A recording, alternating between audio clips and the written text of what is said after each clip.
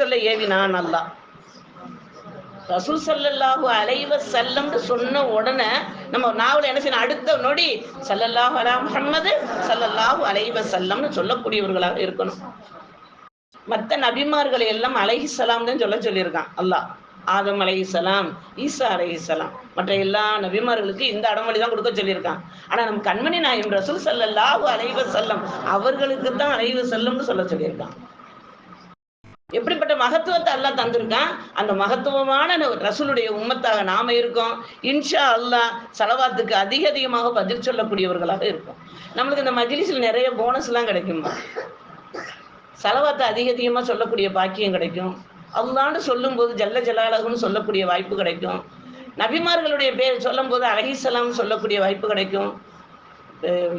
சஹாபாக்களை சொல்லும்போது ரலியல்லாஹு தஆலா அன்ஹு ரலியல்லாஹு தஆலா அன்ஹான்னு சொல்லக்கூடிய வாய்ப்பு கிடைக்கும். நல்லவர்கள்